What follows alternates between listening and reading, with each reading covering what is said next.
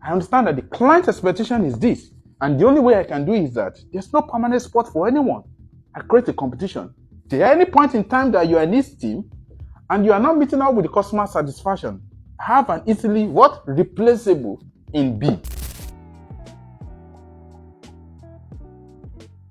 Hi everyone, my name is Martin Oluwatosin. This episode is going to be a little bit different.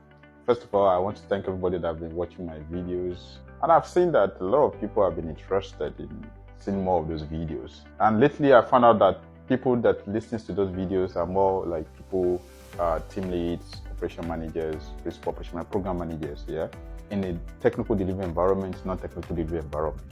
So I got a couple of DMs say, hey Matt, you've been successful in operations delivery, leading teams, setting up teams in technical environment, non-technical environment, product growth environment.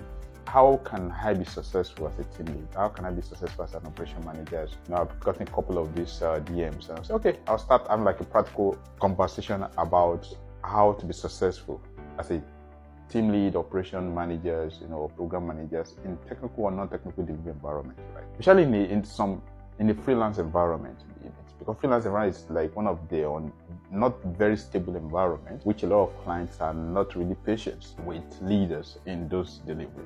So today, let's talk about, from experience, what are the things that you need to put in place to be successful in operation delivery environment. As a team leader or operation managers, what are the things? I tell people the first thing is, if you are taking up a role as a team leader, operation manager, or principal operation manager, what is the client expectation? This thing is very, very important that a lot of people I've worked with, it's very few have once asked me that, hey Matt, what is even the expectation of this client? You need to ask those questions. You need to be very clear. I've also found myself in that kind of environment where I'm not just sure of what the client wants. The client himself is not sure what he wants. But I always make effort to make the client to document what he wants, so that tomorrow if the client comes and says that this is not what I want, say, you said this in the last email that this is what you want. So some clients might be much more interested in customer satisfaction. They don't care how you source, they don't care with the retention within the organizations. All they care about, their own user must be satisfied. And you must set up an environment that is constantly available to meet their customers' needs and expectations. And in other way around, drive customer satisfaction. I'll tell you one thing about what I did when I was in Global English. I was an operation manager on one of the projects in Global English.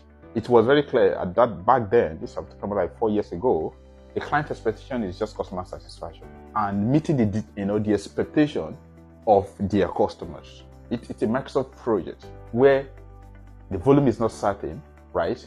Today you have 100 IPDs, tomorrow you have 50, next tomorrow you have 1,000, IPD. And you know that when you have uncertainty when it comes to volume, in this kind of environment, right? There's an impact on the resource. Is it that the resource is, exhausted, overused, overstretched? Because you can't just keep a resource waiting for uncertainty when it comes to volume. I did something exceptional there. That was the first time I worked with Upwork team to set up like an auxiliary team, a team that they are just there. I call them firefighters. If you're listening to this video and you're part of the firefighter teams that I set up there, comment. I set up a firefighter team.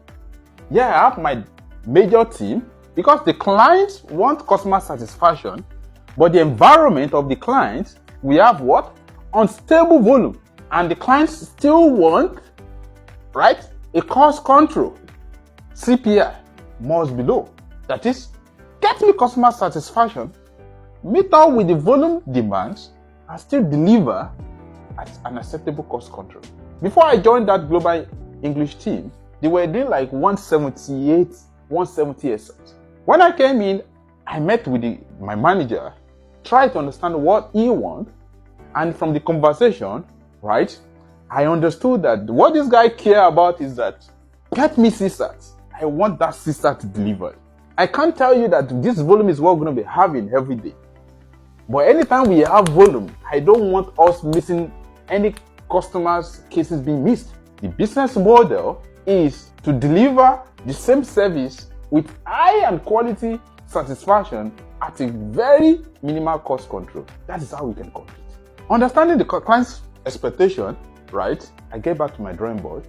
Then there was a guy that was the operation manager was joining. I said, hey, what's up?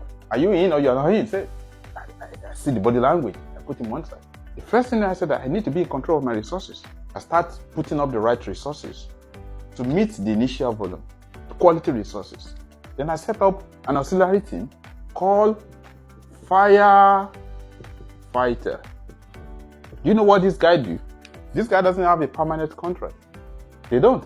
Set up my auxiliary team, right? Then what I did is that there is a team A that has a full contract. Then there's a team B, which is the firefighters. Then I create a competition among the two teams. So the team A that has a full contract, come rain, come dry season, you have access to work. This guy firefighter, they are hungry. They only have access to work when it's raining. That is when the volume is what? Is excessive. For people in team A, if they cannot take the volume, then the people in team B comes in. Then I set up a quality control. You need to meet up with the customer satisfaction to be in this team.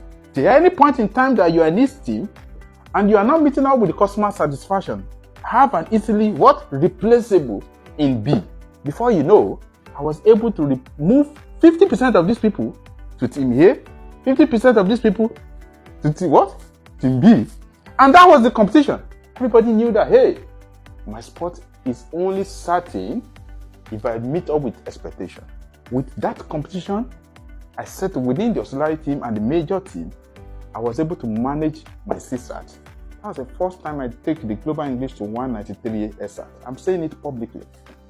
And within 2 months, I got this guy from 173 to 193 SAT. Just because I understand that the client expectation is this. And the only way I can do is that there's no permanent spot for anyone.